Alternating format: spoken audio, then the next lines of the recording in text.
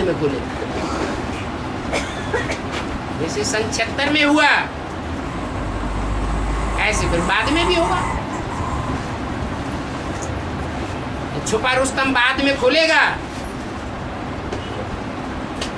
तो जितने भी देवताएं हैं, जानवरियत के स्वभाव वाले भगवान हैं, जानवर के रूप में प्रत्यक्ष होने वाले या देवियां हैं, उनकी सबकी क्या हो जाएगी? डूबी जा हो जाएगी।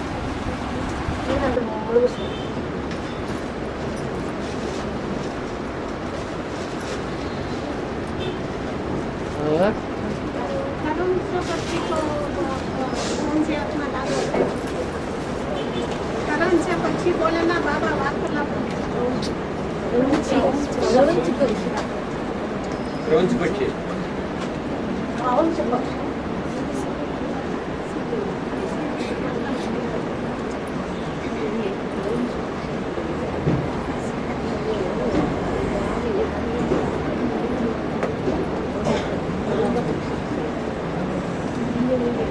क्या हुआ है?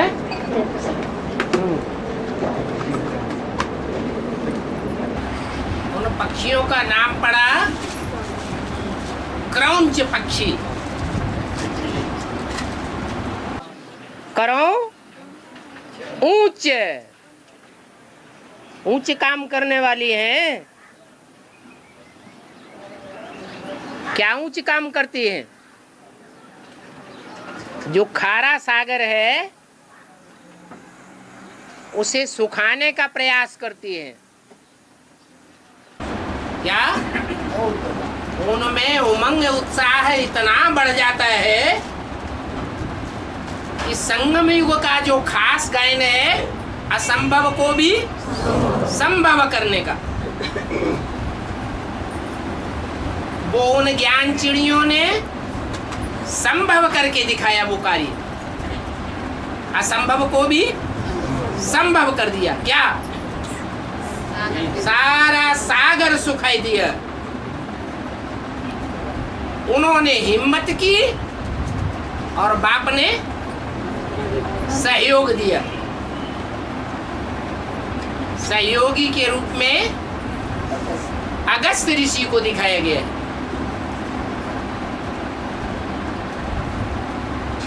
उन्होंने सारा सागर उठा के पी लिया। वो अगस्त ऋषि कौन हुआ? राम बाप वाली आत्मा।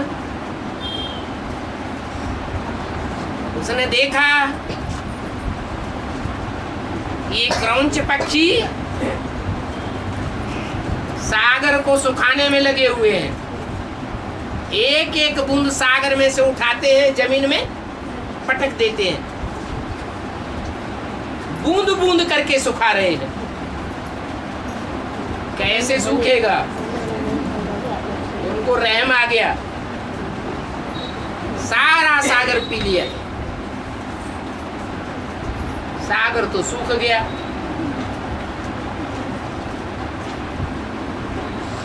फिर हो हल्ला मचेगा कि नहीं संसार में जीव जंतुओं को? है? तो जब हो हल्ला मचा तो उन्होंने सारा सागर का जो जल पिया था वो सब बाहर निकाल दिया।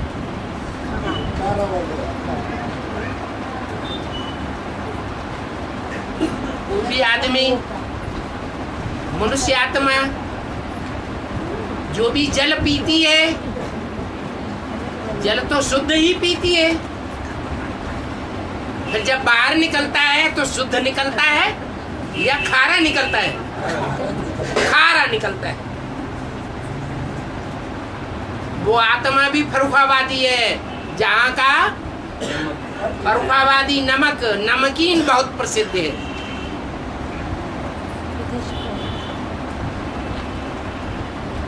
ऐसा ज्ञान सुनाती है जिसके लिए मुरली में बोला है, ये ज्ञान बहुत चटपटा अटपटा खटपटा है। ये ज्ञान कैसा है? चटपटा भी है, अटपटा।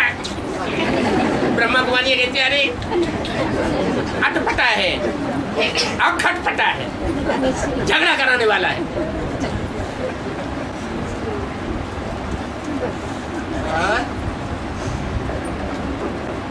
अब वो क्रौंच पक्षी का पार्ट किसका है? सागर का पार्ट किसका है? सागर का तो बाप, राम बाप का पार्ट। और राम बाप में इतना देहवान कहाँ से आ जाता है जो उसको यादगार बकरे का मुंह चढ़ दिया गया? क्या हो जाता है? उसको कौन सुखाता है? जो देवान भर जाता है, भगवान को भी गालियां देने लग पड़ता है, पूरा नास्तिक बन जाता है। वो कौन सुखाता है? नहीं, वो ये 76 में ही हो गया। अरे अभी तो खारापन बाहर निकलना शुरू हुआ है। अभी तो आगे चल करके इतना खारा हो जाएगा कि आत्माओं को सुनना दूभर हो जाएगा। क्या पापा बच्चे को भी उतना खारा लगेगा? बच्चे अगर बच्चे होंगे तो नहीं खारा लगेगा। 8 बच्चों को खारा नहीं लगेगा, वो उछलते रहेंगे और बाकी सबका मुंह कड़ुआ हो जाएगा। बोल दिया, एक की भी नहीं छुपी रहेगी, सबके पार्ट क्लियर हो जाएंगे, किसी का कुछ भी नहीं छुपा हुआ रहेगा।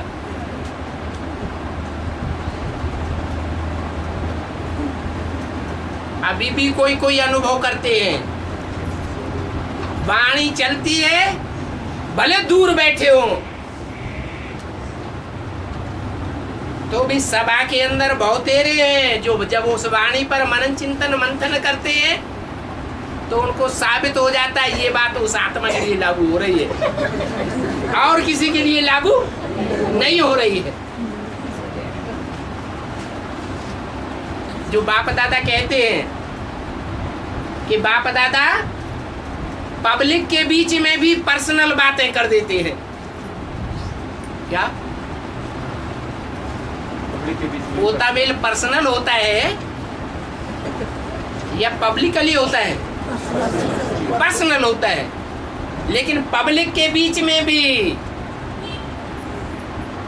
पर्सनल पोता मेल प्रत्यक्ष हो जाता है, इनडायरेक्टली। ऐसी वाणी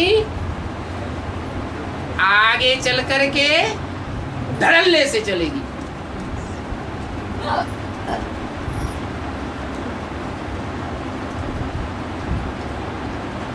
वो डंडे नहीं मारेगा जो स्थूल हड्डियां टूटती हैं।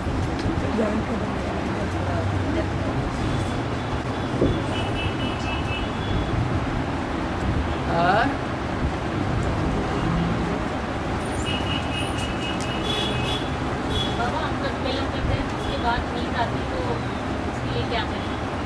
बता तो दिया, एक ड्रापर ले लो, उसमें सरसों का तेल डाल के रखो,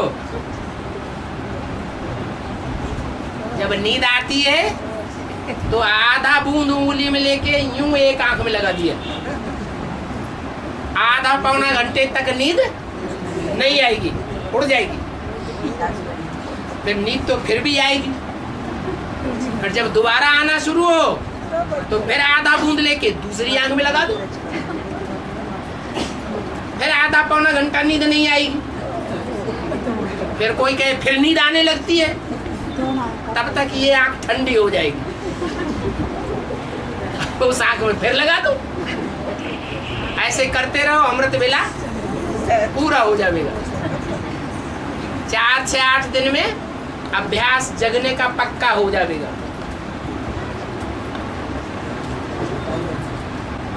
हाँ, बाबा बोला अरे रुको रुको, नीचे कोई कुछ पूछ रहा है, क्या पूछा? वैश्य और शूद्र का हैं? फर्क क्या है? वैश्य और शूद्र का हाँ, फर्क क्या है? शूद्र तो स्त्रियां भी होती हैं और शूद्र संप्रदाय पुरुष भी होते हैं, लेकिन वैश्या सिर्फ स्त्री के लिए कहा जाता है। क्या? पुरुषों को वैश्या नहीं कहा जाता। वैश्या का अर्थ ही है, विष शब्द से बनता है वैश्या, विष की औलाद, विष की रचना। पुरुष को वैश्या नहीं कहा जाता है। क्यों? क्योंकि पुरुष जब विकार में जाते हैं तो उनके पेट में यूरिन नहीं जाती है जाति जाति की, लेकिन स्त्री के पेट में व्यभिचारी बनने से जाति जाति के पुरुषों का पेशाब जाता है, यूरिन जाती है। जैसे आज दुनिया में धरणी में यूरिन डाल करके, यूरिया डाल करके सारा भोजन विषैला बना दिया। कितना कीड़ा पड़ता है अनाज में। ऐसे ही स्त्री का जो शरीर है वो कीड़ों से भरपूर हो जाता है, खून ही खराब हो जाता है। उस खून से जो बच्चे पैदा होते हैं वो अच्छे पैदा होंगे या धुंधकारी पैदा होंगे? हैं? धुंधकारी पैदा होंगे।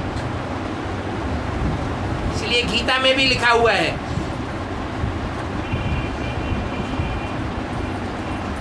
कि व्यभिचार से कुल की स्त्रियां प्रदूषित हो जाती हैं।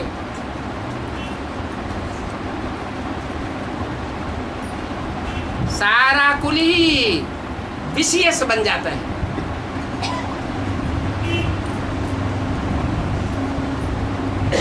जैसे आज कहने के लिए ब्राह्मण रह गए हैं, लेकिन वास्तव में ब्राह्मण ब्राह्मण नहीं है, सब शूद्र हो गए।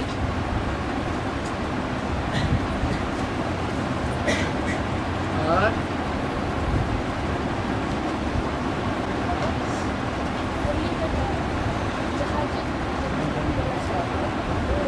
जहाँ जीत वहाँ चल। जहाँ जीत जगह जल। जहाँ जीत वहाँ जन्म।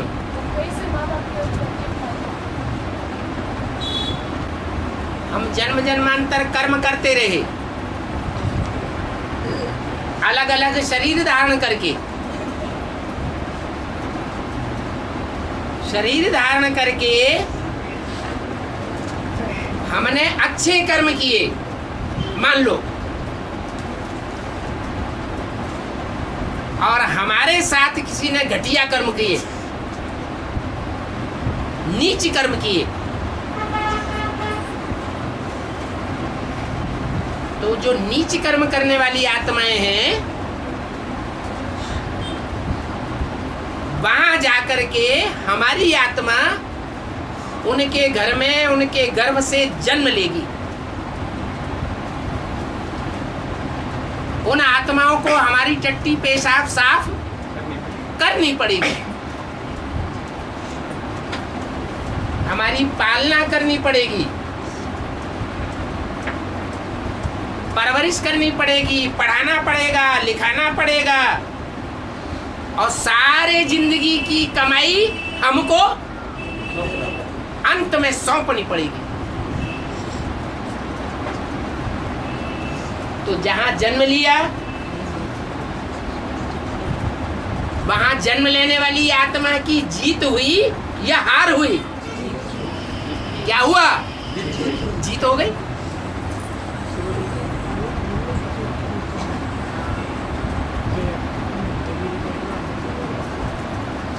अब बेहद में ले लो। राधा कृष्ण की आत्माएं हैं। यज्ञ के आदि में उन्होंने सारी प्रॉपर्टी,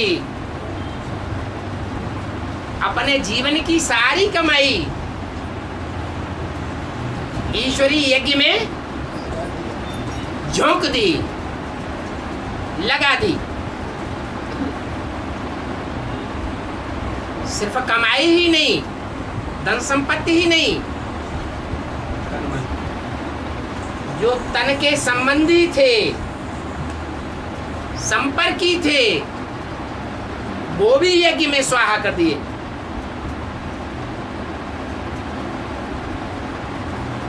जो तन के संबंधी उनकी बात नहीं माने, जैसे उनके लौकिक बच्चे, उनको 9 2 11 कर दिया, अलग कर दिया। तो ब्रह्मा बाबा ने अपना तन, अपना मन, अपना धन,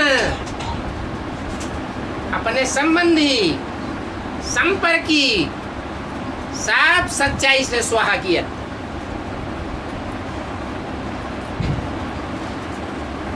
और यज्ञ के आदि में राम बाप वाली आत्मा भी थी।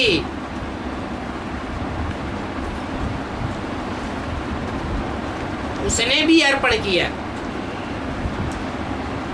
लेकिन वो गरीब था।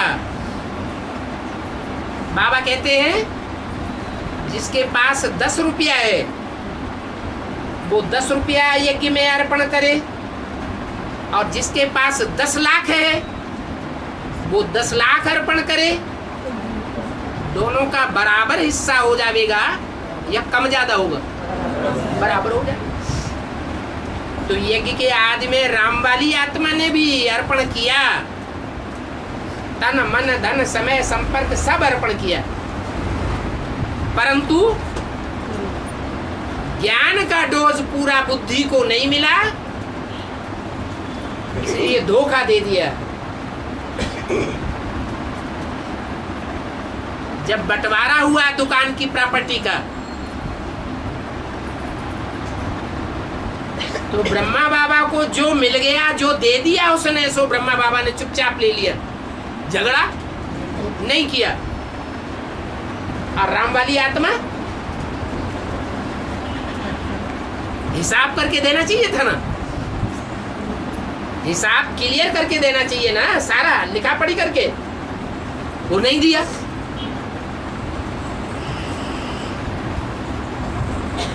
तो सुदामा ने चालाकी की ना, है?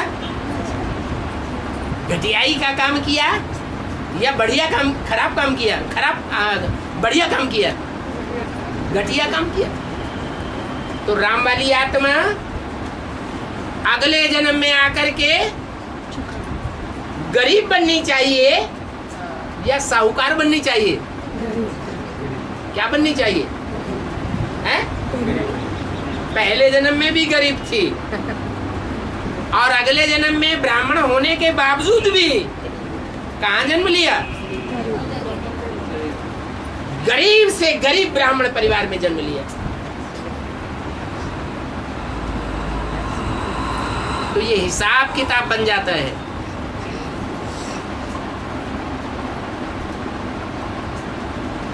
क्या हिसाब किताब बना?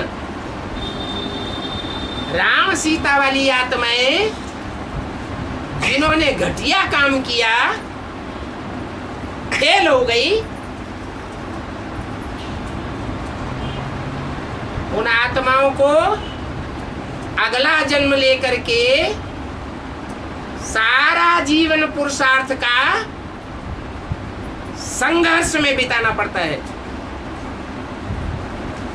और ब्रह्मा बाबा ने अपना पुरुषार्थी जीवन चैन की बंसी बजा करके बिताया या संघर्ष में बिताया?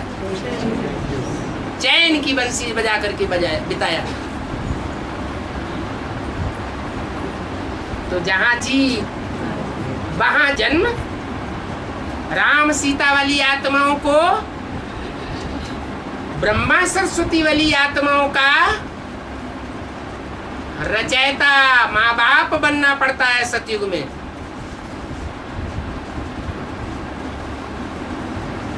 सारा जीवन संघर्ष करके जो विश्व की बादशाही कमाते हैं वो किसको सौंपनी पड़ती है? बच्चे राधा कृष्ण जैसे बच्चों को सौंप देनी पड़ती है। वो बच्चे 150 वर्ष राज्य करते हैं और राम सीता वाली आत्माओं को क्या मिलता है? क्या मिलता है? अरे कुछ मिलता है कि नहीं मिलता है? हैं? सारी दुनिया उनका क्या सारी दुनिया उनको मानते हैं ना। मानते हैं? मान को चाटेंगे बैठ करके? फिर भी क्या फिर भी? उनका नाम ही उतना बड़ा है। अरे नाम को चाटेंगे क्या? हैं? गायन होगा तो जो गायन है वो चाटा जाएगा, या जो जीवन में खुशी मिलेगी तन से मन से धन से वो काम आएगी। फिर भी दोबारा जन्म लेकर वो भी द्वापर युग से भक्ति चलती है। वो भक्ति में बड़ी पूजा होती है। नहीं बाबा, सत्ययुग में भी दोबारा फिर जन्म लेगा राम सीता आत्मा है। हाँ? तब सुख पाएगा ना। क्या सुख पाएगा? में उसको वो राधा कृष्ण वाले बच्चों का पालन पोषण करेगा, नहीं, फिर बाद में दूसरा जन्म लेगा ना। माँ बाप बनेगा, दास दासी बनेगा फर्स्ट क्लास।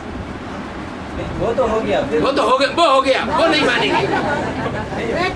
माँ बाप बच्चों के दास दासी होते हैं फर्स्ट क्लास। वो तो ठीक है, बाद में तो वो ठीक बात मानो।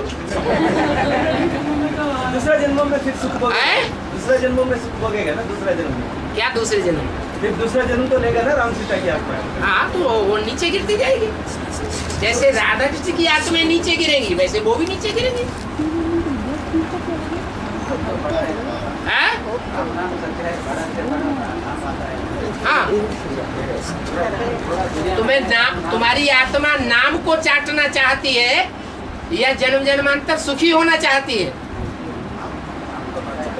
आप क्या चाहते हैं? आपको सुख चाहिए? जन्म जन्मांतर बाबा की बात छोड़ दो। आपकी आत्मा जन्म जन्मांतर सुख शांति चाहती है या मान मर्तबा चाटती है? सुख नहीं मिलता है। राम वाली आत्मा द्वापर के आदि से ही विधर्मियों से लड़ती रहती है, संघर्ष करती रहती है। 63 जन्म संघर्ष करना पड़ता है विधर्मियों से। लेकिन वो सत्य के लिए कर रहा है। वो संस्कार कहाँ पड़ते हैं? वो संघर्ष करने के संस्कार विधर्मियों से संघर्ष करने के संस्कार कहाँ पड़ते हैं? संगम युग में पड़ते हैं। प्रैक्टिकल बातें हैं, सारा ज्ञान प्रैक्टिकल है। नहीं बाबा, वो राम सीता वाले आपका तो त्रेता से राजा बनता है ना। हैं? त्रेता में आके राजा रानी बनता है ना। सीता में आके राजा रानी बनता है हाँ, तो राम सीता हाँ उसको मिलता है ना सुख शांति। हाँ। तभी त्रेता- जंगल में मोर नाचा किसने देखा? तो फिर शिव का तो ज्ञान को तो मानना पड़ेगा। हाँ? नहीं, शिव का ज्ञान को तो मानना पड़ेगा। हाँ, शिव के ज्ञान को मानो, यही मानो कि जहाँ जीतिए वहाँ जन्म ज्ञान है, मान लो। और राम तो संघर्ष करके ही पुरुषार्थ कर रहा है। है? राम तो संघर्ष करके पुरुषार्थ कर रहा है। सीता तो संघर्ष नहीं कर रहा ना। राम अभी संगम युग में हाँ। राम की आत्मा संघर्ष करके पुरुषार्थ कर रहा है। हाँ। सीता की आत्मा तो कोई संघर्ष नहीं कर रहा है, कर दूंगा। अच्छा, जो ब्रह्मा कुमारियां इंचार्ज बन के बैठी है और जो ब्रह्मा कुमारियां असिस्टेंट बन के बैठी है, उनमें ज्यादा दुख कौन झेल रहा है? हैं? कौन झेल रहा है? तो फिर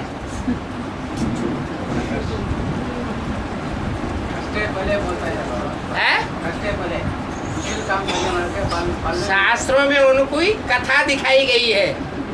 राजा उत्तानपाद कंपिल में हुए, उनके 2 रानियां थी, सुरुचि और सुनीति। सुरुचि थी अपनी रुचि पूर्वक चलने वाली, जो अच्छा लगा सो किया, स्वेच्छाचारिणी। और बड़ी रानी थी सुनीति, नीति नियम पूर्वक चलने वाली, श्रीमत पर चलने वाली। उसने संघर्ष नहीं किया, जंगल में चली गई ध्रुव को लेकर के, और कांटों के जंगल में उसने अपना जीवन बिताया। कहाँ की बातें हैं? अरे ब्राह्मणों की दुनिया में बेसिक नॉलेज वाले रावण संप्रदाय साबित हो गए।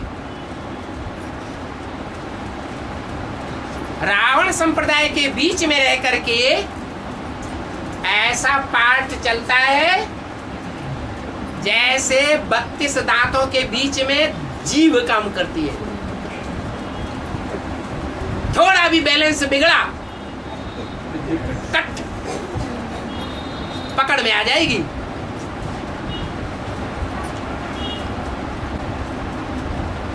और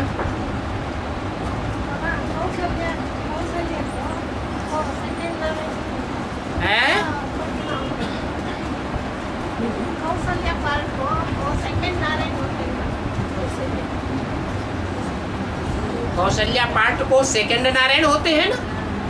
कोई बोल रहा है, कोई बात बोल रहा है। कैसे पूछ रही है? क्यों पूछ रहे हैं? अनुमान से क्यों बात कोई बोलनी चाहिए? कोई प्रूफ है तो बताओ। क्यों पूछ रहे हैं? अनुमान से कोई बात मत पूछिए। अनुमान तो है ही कि कौशल्या वाली आत्मा सेकंड नारायण बनेगी। कन्नड़ದಲ್ಲಿ ಹೇಳಿ।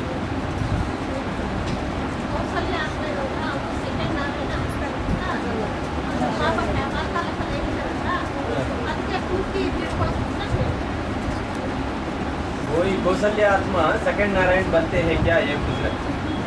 नहीं, वार्तालाप में अच्छा है, वार्तालाप में ऐसा है। उन्होंने वार्तालाप में अपने तरीके से बात को गलत ढंग से उठा लिया। नहीं, सेकंड नारायण बनता है को वार्तालाप में नहीं बोला है। नहीं बोला है। आप क्यों बोल रहे हैं? वो बाबा ने वार्ता डिस्कशन में कौशल्या सुमित्रा। अरे ये लोग कहने लगे कि श्रीमत के बरखिलाफ बात करने वाली माता रावण संप्रदाय है। जो श्रीमत के अनुकूल बातें हैं वही करो ना, दूसरी बात क्यों करना? और बाबा अभी ब्रह्मा बाबा ने ब्रह्मा का सोल तो शंकर वाली आत्मा के ऊपर सवारी करता है। ब्रह्मा का सोल शंकर में सवार करता है ना? हाँ जी, हाँ जी। ये लास्ट में शंकर का सोल ब्रह्मा में सवार करेंगे। हाँ। अभी शंकर को शरीर रहेंगे ना, वो कैसा सवार करेंगे? शरीर रहेंगे ना, वो कैसा सवार करेंगे? शरीर रहेगा, सवारी कैसे करेगा? शरीर रहेगा माने देहभान रहेगा। जब तक राम वाली आत्मा का शरीर का भान है तब तक ब्रह्मा की सोल सवारी कर रही है। जब शरीर का भान पूरा खलास हो जाएगा तो राम वाली आत्मा ऐसी स्टेज में पहुंच करके हाई जंप लगाएगी और बैल के ऊपर सवार हो जाएगी।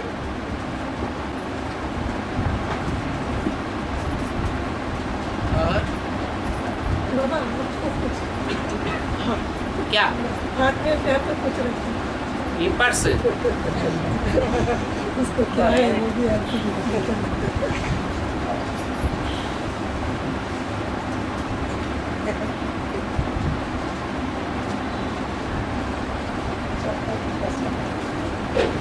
अष्टदेव सजा नहीं खाते हैं तो उनकी जो समान पुरुषार्थी विजय माला में अष्टदेवियां हैं वो सजा खाती हैं। क्यों? इन्हें वकालत तो बढ़िया की है। होगी ना।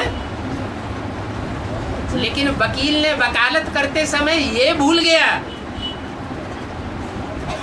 कि जब ईश्वरीय ज्ञान प्रत्यक्ष होता है तो सच्चाई को अष्टदेवों ने पहले माना या अष्टदेवियों ने माना? जब सच्चाई को मानेंगे नहीं, जानेंगे नहीं, चलने का तो फिर सवाल ही नहीं, तो सजा खाएंगे कि नहीं खाएंगे? है? खाना पड़ेगा।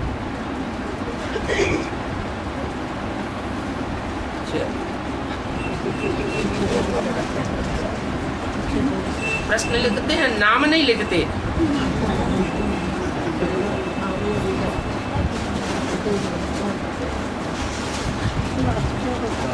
अगला प्रश्न है, पहले बाबा मुरली नहीं चलाते थे, रात को 2 बजे बाप लिखाते थे, बाबा लिखते थे, उसे पीऊ की वाणी कहते हैं।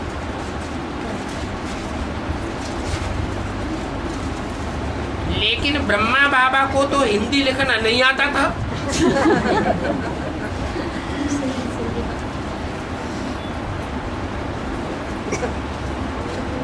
सवाल पैदा हुआ, तो ब्रह्मा बाबा कैसे लिखते थे?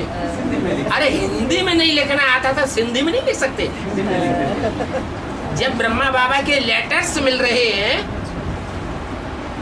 वो लेटर्स ये जरूरी है कि हिंदी में लिखे हुए हों? हिंदी स्क्रिप्ट है, सिंधी में लिखा। सिंधी भाषा में लिखे हुए लेटर्स मिल रहे हैं। लाल अक्षरों में ब्रह्मा बाबा लिखते थे, नीले अक्षरों में कोई बहन उसका अनुवाद करके भेजती थी। तो कोई जरूरी है कि जो बोली जाती थी वाणी वो ब्रह्मा बाबा हिंदी में ही लिखे? आगे कि ब्रह्मा बाबा को तो हिंदी लिखना नहीं आता था, तो क्या इससे ये साबित नहीं होता कि पीऊ की वाणी सिंधी में होगी? ये साबित होता है? ये साबित होता है? नहीं, कोई जरूरी नहीं कि पीऊ की वाणी सिंधी में चलाई गई हो।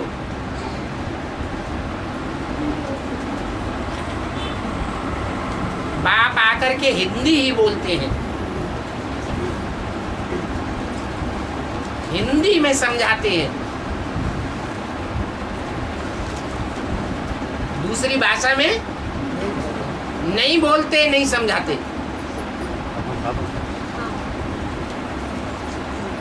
और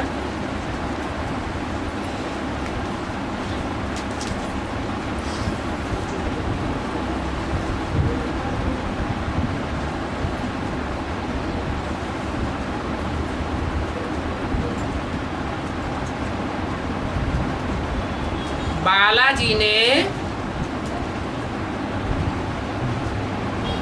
श्री देवी को शादी करने के लिए कुबेर से कर्जा लिया था। हा? ये बात तो ठीक है कि गलत है? हैं? कैसे ठीक है? काशी नगरी, हाँ, काशी नगरी जो है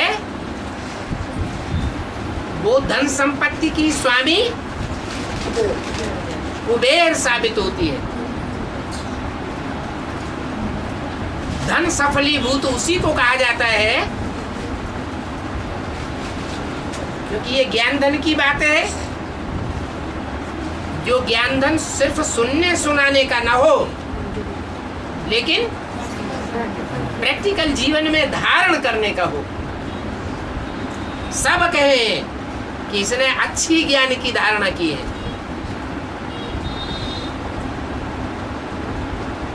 तो इतनी बात तो ठीक है कि बालाजी ने श्रीदेवी को शादी करने के लिए कुबेर से कर्जा लिया, क्योंकि बालाजी अपने ब्राह्मण पुरुषार्थी जीवन में पुरुष था या स्त्री था? पुरुष था। तो दुर्योधन दुशासन रहा होगा या नहीं रहा होगा? है? रहा होगा। तो प्रैक्टिकल ब्राह्मण जो जीवन है, ब्राह्मणों का मुख्य काम है पवित्रता जीवन में, प्रैक्टिकल जीवन में धारण करना। वो तो बालाजी ने धारण नहीं कर पाई, तो किससे कर्जा लिया है? कुबेर से कर्जा लिया। जैसे आजकल होता है ना, पति पत्नी जो होते हैं, पति अपनी जो कमाई करता है उस कमाई में पत्नी का आधा हिस्सा होता है, लेकिन अगर कोई पति अपनी पत्नी को एक पैसा भी न दे, सारा अपनी मुट्ठी में रखे, तो पति के ऊपर कर्जा चढ़ेगा या नहीं चढ़ेगा? है? कर्जा चढ़ेगा। तो ऐसे ही जैसे कि सतयुग का 8वां नारायण जो धारणा करनी चाहिए ज्ञान की, मनन चिंतन मंथन करने की, वो धारणा उसने नहीं की। हवाई जहाजों में घूमता रहा, बड़े बड़े सेंटर्स में जाकर के, जोनल इंचार्ज के महलों में जाकर के मान मर्तबा लेता रहा ब्राह्मणों की दुनिया में। तो उसके ऊपर राम वाली आत्मा का कर्जा चढ़ा या नहीं चढ़ा? है? चढ़ा। ऐसे ही बालाजी वाला जो पुरुषार्थी ब्राह्मण है, वो पुरुष शरीर होने के कारण पवित्रता को प्रैक्टिकल जीवन में उतना धारण नहीं कर सकता जितना कुबेर करता है। दूसरे नंबर का अष्टदेव, तो उसके ऊपर कर्जा चढ़ रहा है कि नहीं? सहयोगी तो है एक दूसरे के कार्य में। काशी नगरी में नागरिकों की प्रजा का पालन होता है कि नहीं होता है? उस पालना के कार्य में काशी राज और काशी नगरी दोनों ही सहयोगी है बराबर के, या नहीं सहयोगी है? दोनों ही हकदार हैं, लेकिन एक अपना फर्ज पक्का करता है और दूसरा पुरुष चोला होने के कारण अपना फर्ज पूरा नहीं कर पाता। तो कर्जा चढ़ना चाहिए कि नहीं चढ़ना चाहिए? कर्जा चढ़ गया। कर्जा को कलयुग के अंत में वापस देंगे।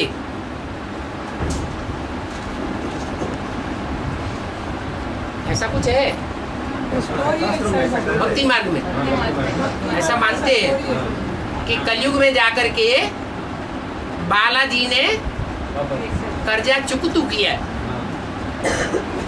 तो कलयुग के अंत में वापस देंगे, तब तक ब्याज देंगे, ब्याज भर के देना पड़े। इसका मतलब क्या है? है? इसका मतलब नहीं समझ में आया? अरे कोई को समझ में आ रहा है कि नहीं? क्या समझ में आ रहा है? जब नया संगठन चल रहा है नया संगठन काशी नगरी में, हाँ, वो अष्टदेव में पहले वाला आत्मा बालाजी। बालाजी हाँ वो नया संगठन को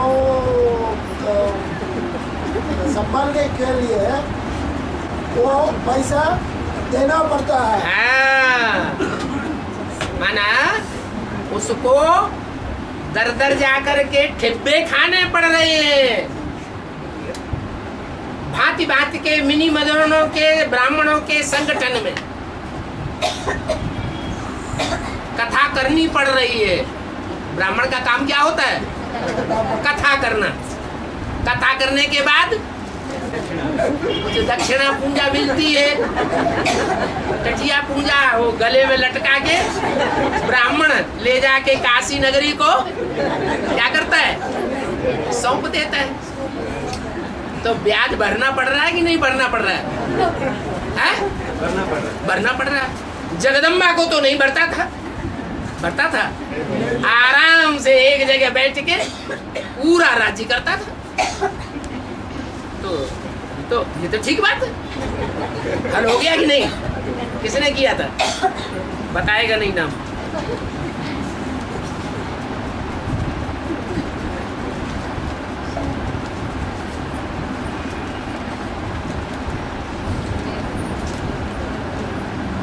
इसमें तो नाम भी बता दिया, भवानी माता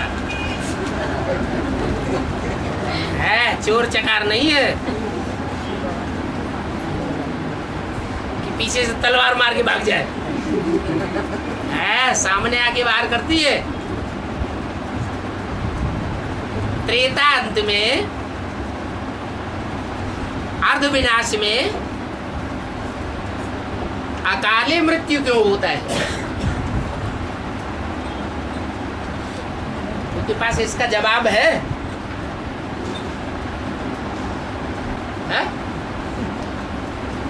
आत्मा 16 कला से 8 कला बन जाता है। आत्मा आत्मिक स्टेज में 16 कला से 8 कला बन जाता है। तो क्या हुआ? इसलिए प्रकृति भी तमो प्रधान है। प्रकृति का स्टेज पे डाउन होता है ना। अरे 10 करोड़ जो त्रेता के अंत में ब्राह्मण देवताएं हैं, वो 8 कला वाले बन जाते हैं। 8 कला वाले बन जाते हैं या 8 कलाओं से नीचे बन जाते हैं? थोड़ा के लिए 8 हैं? थोड़ा के लिए, थोड़ा सच्चे के लिए 8 8 कलाओं से भी नीचे हो जाते हैं। तो तराजू का बैलेंस बिगड़ जाता है। और जब बैलेंस बिगड़ेगा तो आधा विनाश भूकंप हो जाता है। हाँ, बोला अकाले मृत्यु क्यों होता है? वो आत्माएं क्या पाप किया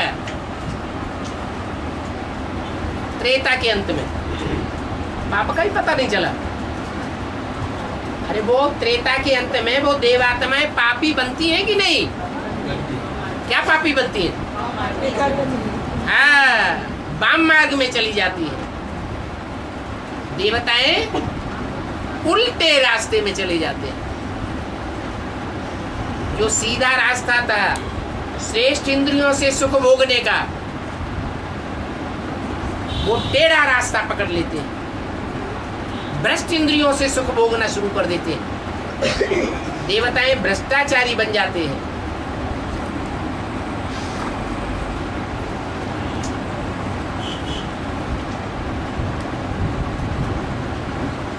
ये प्रश्न कर रहे हैं कि त्रेता के अंत में वहां तो भ्रष्ट इंद्रियों का आचरण नहीं होता है। अगर नहीं होता है तो त्रेता के अंत की जो 3 सीढ़ियां कटी हुई दिखाई गई है, वो कटी हुई क्यों दिखाई गई? उनके अधिपति कोई होते हैं या नहीं होते हैं? हैं? होते हैं। कौन होते हैं? इस्लामी, बौद्धि और क्रिश्चियन। वो कटी हुई स्वर्ग की सीढ़ियों के निमित्त बन पड़ते हैं। स्वर्ग का सुख होने के कारण कट्ट हो जाता है।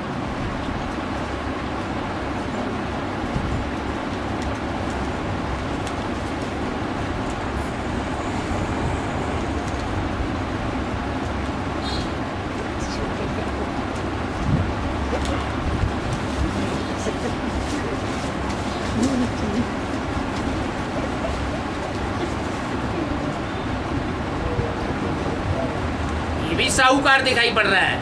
टीबी के पूजा,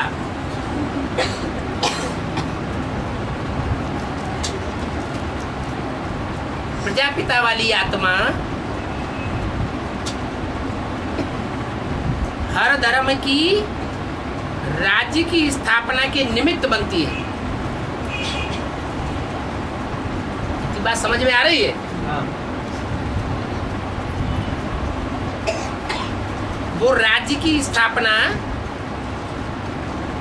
सिर्फ भारत की है या सारे विश्व की है?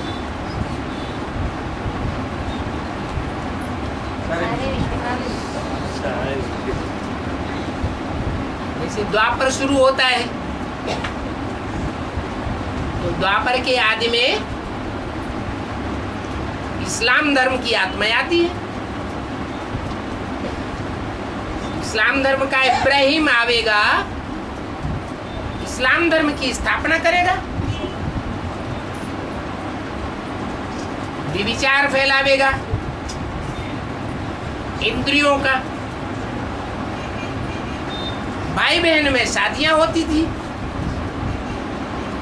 इस्लामियों में, तो ढेर की ढेर प्रजा पैदा होने लगी। 200, 100, 200, 300 साल में इस्लामियों की जनसंख्या बहुत ज्यादा बढ़ जाएगी या थोड़ी बढ़ेगी? बहुत ज्यादा बढ़ जाती है। जब ज्यादा संख्या हो जाती है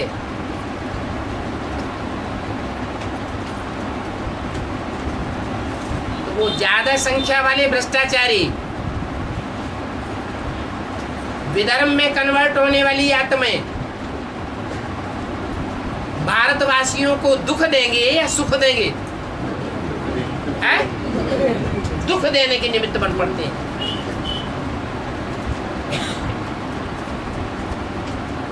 तब राम वाली आत्मा